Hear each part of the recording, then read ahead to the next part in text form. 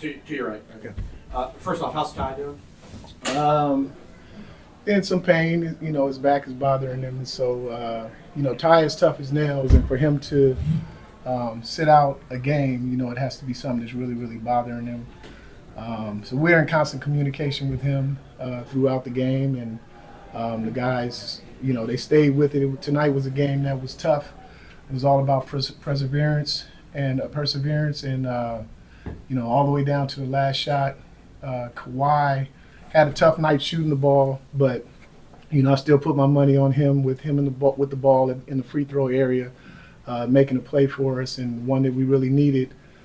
He got it done for us. James kept us in there, throughout the second half, just making plays as he does. And so, that's when you have two special guys like that, that's what you want them to do. And obviously, you guys come home after a rough 8-game road trip that you guys had. Does it feel like things have, turning around for you guys? I don't know if I don't know if I'll say that. I mean, look, we're in in the confines of our arena where we're a lot more comfortable. Obviously the schedule hasn't been too kind for us. Going back to our last game before All-Star break, being on the road, having that game added, and then starting out on the road. And we got a couple of our key guys that are in our rotation down, but we're finding a way to get it done. And like I said, tonight Kawhi was having a tough night. He stayed with it. James held us in there. And different guys stepped up at different times. Derrick Jones made a big shot for us in the corner when we needed, and then we got the stops when we needed down the stretch. Brian, stopping Zach and DeRozan, two of the better closers in the league, not an easy task. How are you guys able just to contain them and make life difficult? I know they scored, but you guys still made life tough on them. Yeah, I mean, that's all that you could do. Obviously they are who they are for a reason. Those guys can score with the best of them. And as you said, they're two of the best finishers in the game. But, we have to give credit to our guys on the defensive side too, particularly Chris Dunn, Derrick Jones Jr., Kawhi, and even Amir Coffey, during the minutes that he played tonight. They just made those guys work for everything that they got. And that's what you want to happen. You want, when you get to the fourth quarter and the crunch in the critical part of the game, hopefully some of that pressure, some of the different looks that they had to face, will take its toll on them and wear them down. Because that's what teams do with us, with James. They send people up to pick him up, make him have to work all game long, and it just came together for us in the right moment. So you take over for Ty, you decide to go to overtime and take a wide 50 minutes at this point on?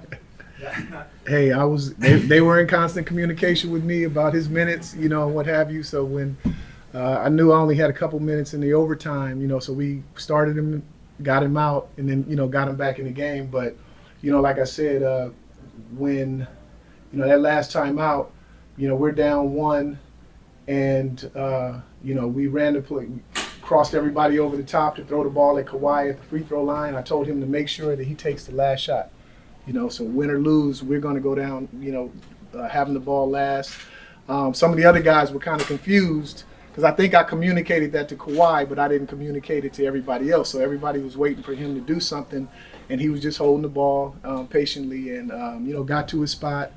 I wouldn't have expected a left hand, whatever you want to call that, but but he got it done, and I'm happy it went in. What does this win mean? You guys are fighting for playing spots, top six, all of those things going on?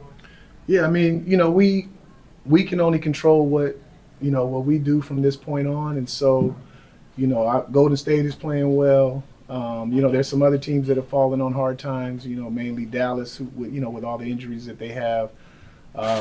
Minnesota starting to play a little better. So they're going to do what they're going to do. The games that we have a chance to, control our own destiny. We have to win games that we're supposed to win, and and not worry about that. I think that'll take care of itself. Once it gets down to that last week of the season. But just try to hold it down until we can get the other bodies back and healthy, and hopefully head into that situation strong and with a deep roster and rotation. Coach, with James playing so well, were there any thoughts of possibly going through him on that last shot? And then second question, with Kawhi, you know, how many guys do you see that can struggle through the night, you know, with their shooting, and then last second of the game so calmly going knock down this game in a shot?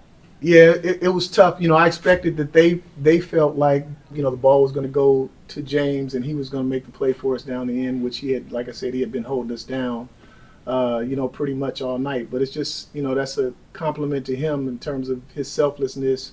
When I did diagram that play for Kawhi at the end, you know, he didn't hang his head or, you know, give me any bad body language. You know, I think he was confident with Kawhi, you know, shooting that shot, you know, from his spot. And so I think that threw them off a little bit as well, you know, because Kawhi didn't have it going. But I thought all the shots that he took were good shots. They just didn't go in. And so I played the odds that, you know, the next one would be going in. Coach, to you, right? Coach, how good was it knowing that the only thing you lost today was 1 hour due to daylight savings time?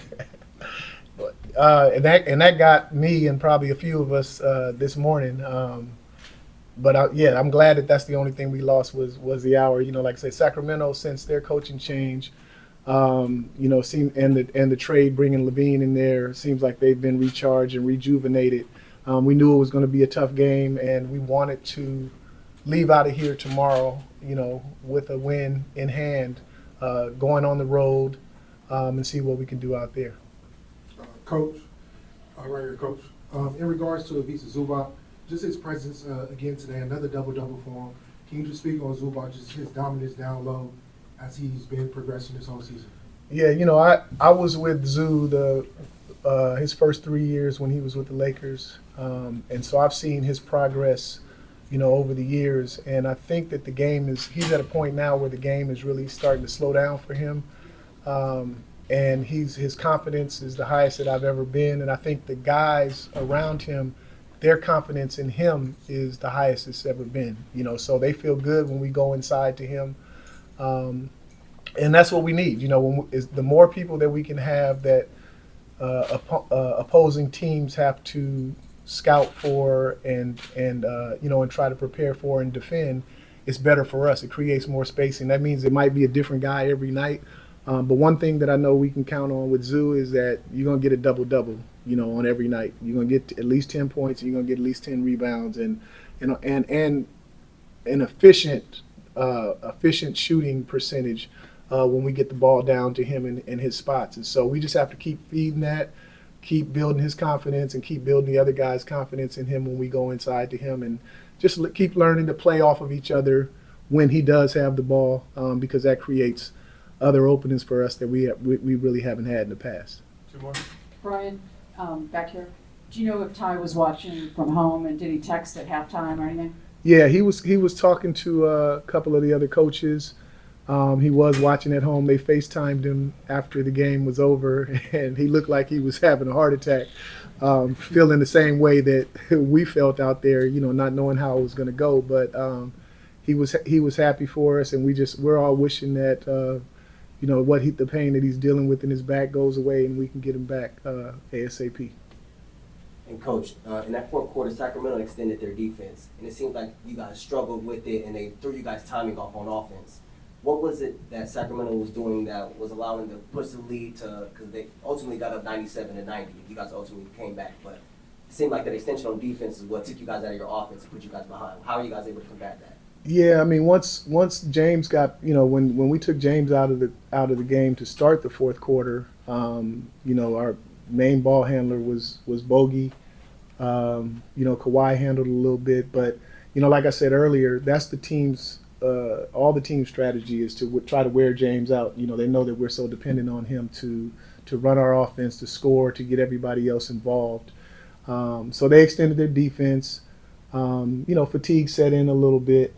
But, you know, to our guys' credit, they kept their poise when we got down 7. You know, said it was a lot of time left and don't try to get it all back at once. And they made critical plays when we needed to make them. They got critical stops when we needed to make those stops, and it all culminated in a victory. Thank you.